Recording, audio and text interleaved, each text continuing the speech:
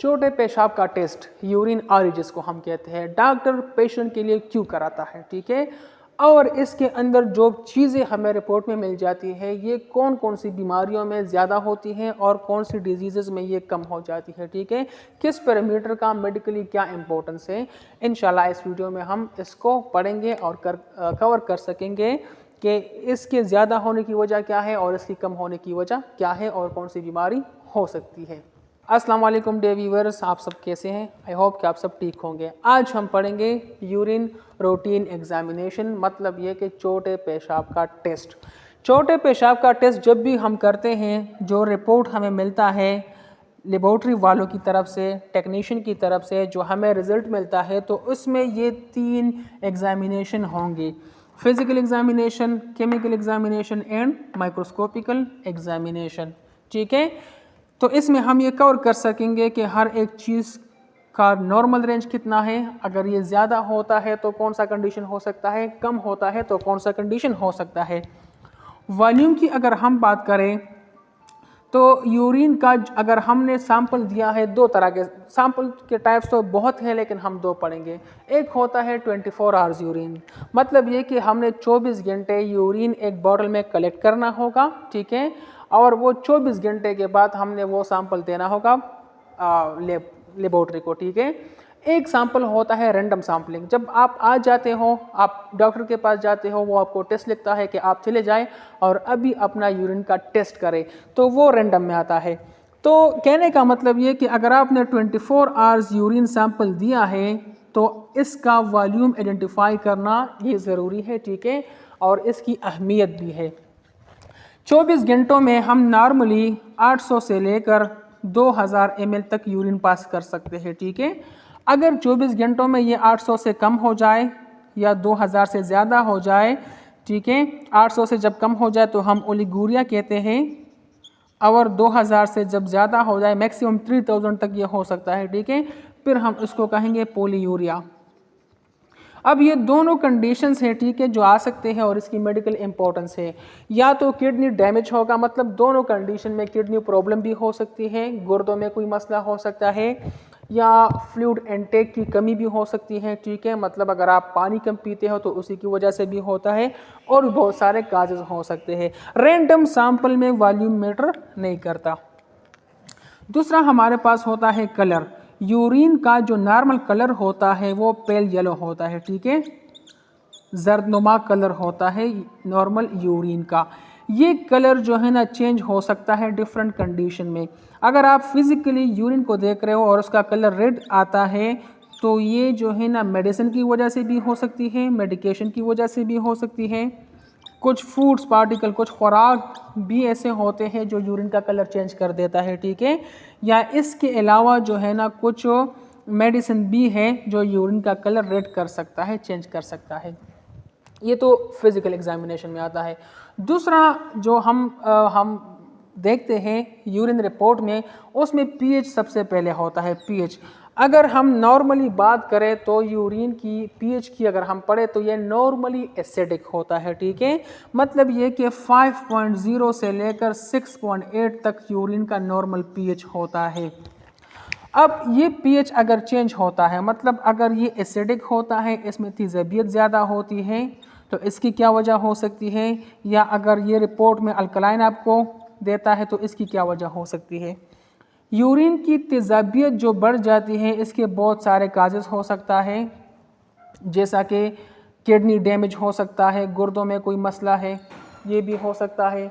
इसके अलावा diabetic ketoacidosis एक कंडीशन है जो शुगर पेशेंट को होता है, इसकी वजह से भी हो सकता है, ठीक है, और भी बहुत सारे काजेस होते हैं। अल्कलाइन पीएच जो यूरिन का आता है ये मोस्टली होता है यूरिनरी ट्रैक इन्फेक्शन में। अगर आपको कोई इन्फेक्शन है, आपके यूरिनरी ट्रैक सिस्टम में कोई बैक्टीरिया है, कोई जरासीम है, तो इसी की वजह से हो सकता है।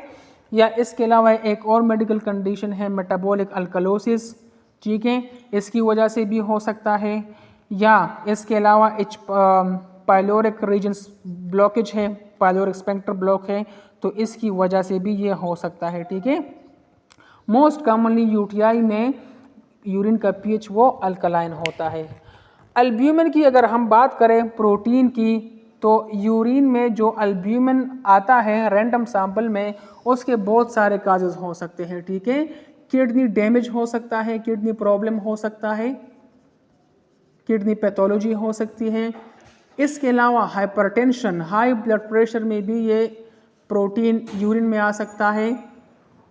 इसके अलावा बाज़ औक़ात डायबिटिक पेशेंट में भी प्रोटीन यूरिन में आ सकता है। तो ये कुछ काजेज़ हैं अल्ब्यूमिन की जो ये यूरिन में एबनॉर्मली एक्सक्रीट होता है पेशेंट से।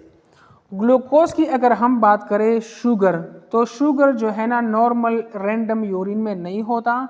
अगर ये आपके यूरिन में शुगर आता है तो इसके पीछे क्या हो सकती है, इसकी वजह जो है ना शुगर की बीमारी आपको हो सकती है, डायबिटीज़ मेलिटस हो सकती है, ठीक है। किडनी डैमेज में भी ये मसला आ सकता है, ठीक है। और भी बहुत सारे काजेज़ हैं जिसमें एबनॉर्मली आपसे शुगर खारिज होता है आपके पेशाब में, यूरिन में। इसके बाद आते हैं माइक्रोस्कोपिकल एग्जामिनेशन, मतलब ये कि ये वो एग्जामिनेशन होता है जो हम थ्रू माइक्रोस्कोप करते हैं। नॉर्मल यूरिन की अगर हम बात करें तो नॉर्मली रेड ब्लड सेल मतलब खून जो होता है, सुर्ख खून, ये नॉर्मल कंडीशन में लेस देन 4 RBCs पर हाई पावर फील्ड आ सकती है, ठीक है। Less than 4 red blood cells normally हो सकते हैं आपके यूरिन में। अगर RBCs वो ज़्यादा हो जाते हैं जिसको हम कहते हैं हेमेचूरिया, ठीक है, इसके पीछे भी बहुत सारी वजह हो सकती है, बहुत सारे वजूहात हो सकते हैं। हेमेचूरिया हम किसको कहते हैं, presence of RBCs in urine. क्या क्या वजूहात हो सकते हैं, एक जो है ना किडनी स्टोन हो सकता है, गुर्दे में कोई पथरी हो सकती है, ठीक है। इसके अलावा जो है ना सिस्टाइटिस, मसाने में अगर कोई ज़ख़म है तो इसकी वजह से भी RBC ज़्यादा हो जाते हैं छोटे पेशाब में। इसके अलावा ट्रामा, कोई एक्सीडेंट हुआ है, ठीक है, इसी की वजह से भी यूरिन में RBCs आ सकते हैं। किडनी डैमेज, गुर्दों की कोई बीमारी है उस कंडीशन में भी हो सकती है। सिंपल यूरिनरी ट्रैक इन्फेक्शन में भी RBCs आ सकते हैं, ठीक है।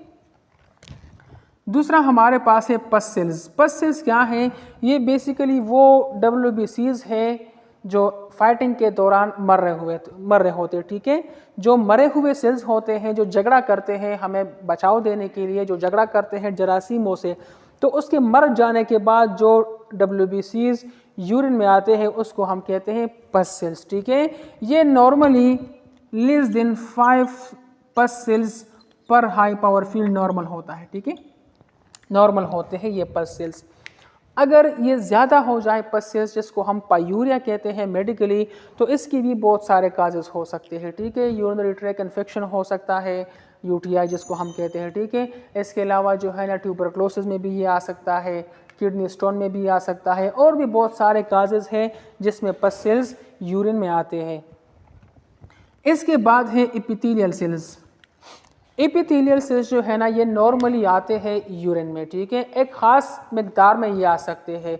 लेकिन अगर ये भी हद से ज़्यादा बढ़ जाए यूरिन में तो इसकी भी बहुत सारे काजेज़ हो सकते हैं, ठीक है, जैसा कि यूरिनरी ट्रैक इन्फेक्शन हो सकती है, ग्लोमेरुलोनेफ्राइटिस हो सकता है, ठीक है, ये मतलब स्पेसिफिक डिजीज़ है जो किडनी से रिलेटेड है, और भी बहुत सारे कंडीशन है। किडनी स्टोन में भी एपिथेलियल सेल्स बहुत ज़्यादा आते हैं यूरिन में।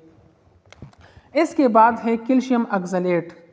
मोस्ट कॉमनली जो मोस्ट कॉमन स्टोन जो होता है किडनी के अंदर, वो कैल्शियम ऑक्सलेट होता है। ये बेसिकली ये कैल्शियम ऑक्सलेट 2 चीज़ों से बनता है, ऑक्सलेट प्लस कैल्शियम। जब ये दोनों आपस में अटैच हो जाए, आपस में लिंक हो जाए, तो ये कैल्शियम ऑक्सलेट बनाता है। अब कैल्शियम ऑक्सलेट जब यूरिन में आता है तो इसके पीछे भी बहुत सारे वो वजूहात हो सकते हैं। ये कैल्शियम ऑक्सलेट स्टोन में भी आ सकता है, ठीक है, या अगर आप ग्रीन वेजिटेबल्स, स्पिनच वगैरह ये ज़्यादा खाते हो तो इस कंडीशन में भी ज़्यादा आता है। मीट खाने से भी ज़्यादा आ सकता है। इसके अलावा डिहाइड्रेशन की वजह से भी आपकी यूरिन में कैल्शियम ऑक्सलेट आ सकता है। इसके बाद आता है ट्रैकोमोनास। ट्रैकोमोनास जो है ना ये एक पैरासाइट है, ट्रैकोमोनास वेजिनलिस। जो ये सेक्सुअली ट्रांसमिटेड पैरासाइट है, ठीक है। मतलब ये कि ये थ्रू सेक्सुअल कांटेक्ट ये पास होता है और इसी की वजह से जो है ना STDs होती है, सेक्सुअली ट्रांसमिटेड डिजीज़। जब ये आ जाए तो इट्स मीन कि आपको कोई पैरासाइट वो आपके यूरिनरी ट्रैक्ट सिस्टम में सर्वाइव कर रहा है और आपको इसी की वजह से इन्फेक्शन हुआ है। इसके बाद है म्यूकस थ्रेड। म्यूकस थ्रेड जो है ना यूरिन में नॉर्मली आ सकता है एक ख़ास हद तक, लेकिन अगर ये भी हद से ज़्यादा बढ़ जाए तो इसके पीछे जो है ना यूरिनरी ट्रैक्ट इन्फेक्शन हो सकता है, गोनोरिया हो सकती है, या इसके अलावा जो है ना ट्राइकोमोनियासिस हो सकती है, और भी सेक्सुअली ट्रांसमिटेड डिजीज़ जो होती हैं उस कंडीशन में ये म्यूकस थ्रेड यूरिन में आता है। तो ये था शॉर्ट सा लेक्चर जो हमने यूरिन आरई रिपोर्ट के बारे में पढ़ा। आई होप सो कि आपने कुछ ना कुछ सीखा होगा। अगर आपको फिर भी कोई क्वेश्चन है तो आप कमेंट सेक्शन में क्वेश्चन पूछें, इंशाल्लाह मैं आंसर करूंगा, ठीक है। और अगर आपको ये वीडियो अच्छी लगी हो तो काइंडली चैनल को सब्सक्राइब करना, लाइक करना और शेयर करना मत भूलिएगा। Thank you so much.